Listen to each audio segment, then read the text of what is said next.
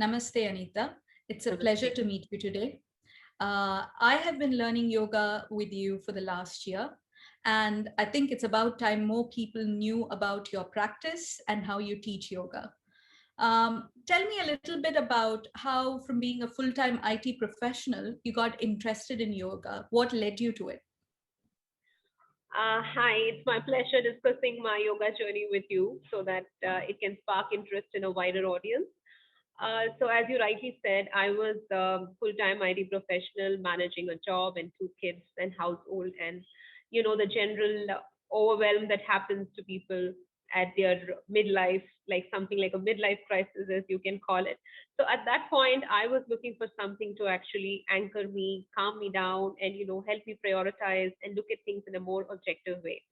So that's when I chanced upon a yoga class within my society. And I said, why not give it a try? So that's how I started doing yoga.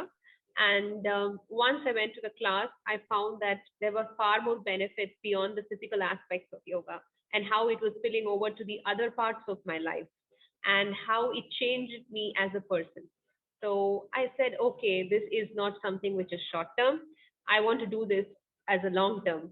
So this is a journey which I'm ready to undertake now. So that's how it all started.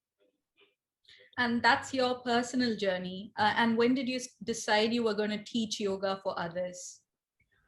So I think I have always had an interest in healing.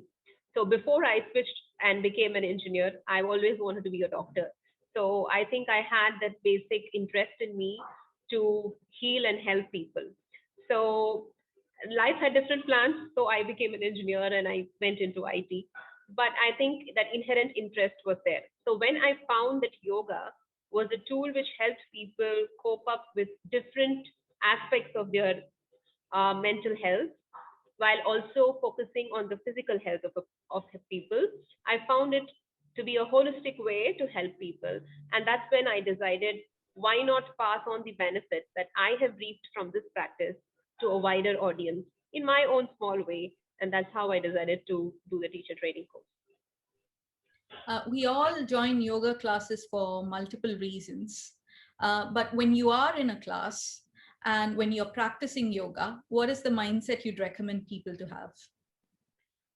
So, with reference to this one, I would like to take a few quotes from the Bhagavad Gita, which clearly says that whenever you are doing anything for that matter, not yoga practice, anything that you are doing in your life, stay present and committed to whatever you're doing. Don't attach too much importance to the results and handle failure and success with equanimity. I think these are three principles that we can adopt in any part of our life and specifically to a yoga class because in the current society that we are in, we are constantly competing and achieving things within a specified timeline. I'm happy now that people are talking about the timeline is not the same for everyone and you have a more accepting atmosphere around you. But there is still a lot of pressure that we put upon ourselves and come into a class with a certain set of expectations. So come with an open mind, be ready to accept and give whatever is being offered to you. That's a brilliant answer. It took me a while to get into that mindset as well. How do you typically run your classes, Anita? Is it very much about the physical motivation that people are looking for and the stamina and the flexibility? Is it about breath control? Is it about calming the mind? What is it about? So, yoga is a way of life. It's not an exercise per se. Yoga is a legacy that has been given to us to help us lead our life in a holistic way with good physical and mental health. That being said, your body needs to be at a certain level for you to go to the next. So, as my wise teacher once said, yoga is beyond the body, but it begins with the body. So, first we start by working on the physical aspects of your body. We will go and improve the strength and flexibility and open the different chakras in the body. So once that is open, you're more accepting to higher mental and spiritual practices. Of course, there is practice of pranayam and meditation that we include regularly as part of our classes. So it's a mix of everything that yoga offers. Thanks for that. What are some of the styles that you put together during your classes? Do you conform to one style or do you run fusion classes? My class I would typically call is a fusion class, unless there is a specific need wherein a student comes by saying that I want to do this particular style of yoga. Otherwise, I run a fusion class because I feel when you have a diverse audience, you need to sustain their interest and keep them coming. Once they get into the discipline of practice, then you can try and stick to one style where they're more willing and open to accept it. But when you are just beginning on your journey, you have so many misconceptions and so many mental blocks or patterns that you have, which we need to break and then bring everybody in sync. So I go for a fusion class, and I tell my students as well that if you want a specific style, you can let me know. So it's more of student based and student led class. And with COVID, most of your classes have had to go online as well. I know you run studios as well as online classes. How have you had to flex your style to work for your students during the online classes? Okay, I would say there have been a lot of advantages with respect to online classes and a few limitations, but I think the advantages far outweigh the disadvantages. So first, I think for me, I've had to do a whole lot of talking because I'm not in person with them. So my instructions had to be very clear so that the students can understand. And there is a little bit of lag in terms of like seeing and doing. So I have to give them clear instructions as to watch me first and then you go do it. Because sometimes if we are doing it together, I'm not able to see what we are doing. But I think once they've gotten the hang of it, the students are now far more comfortable in an online environment. And there is no peer pressure of looking at somebody next to you and saying, oh, this girl is doing better than me. Why am I not being able to do that? So you are more present with your practice in an online class. And whatever effort you are putting in is your own. There's nobody to come and physically pull you or adjust you. So whatever you've achieved is by your own hard work. So I think that far outweighs anything else with respect to an on-site class.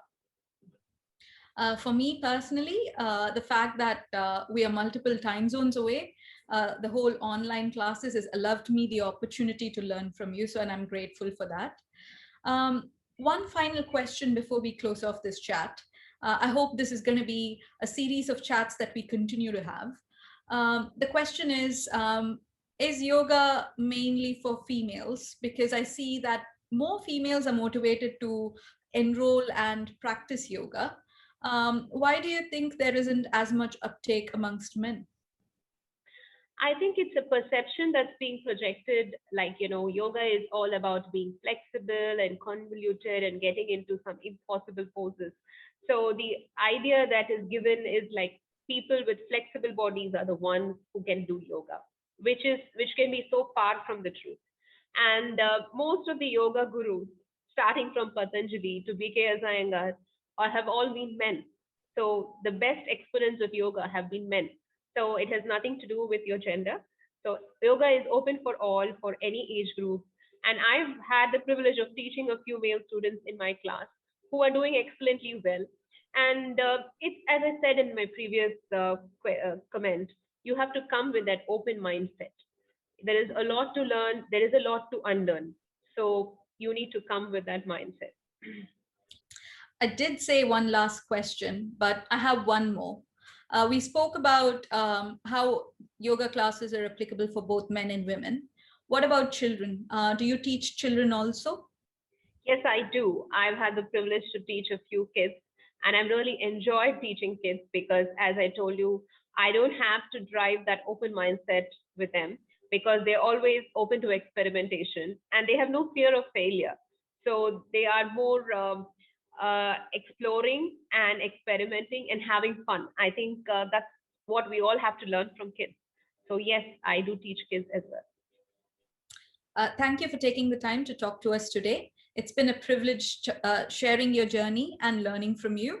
Hope to meet you in our next conversation. Thank you so much. Namaste. Thank you so much. And it's been my pleasure sharing my experiences with you. See you next time. Namaste. Thank you.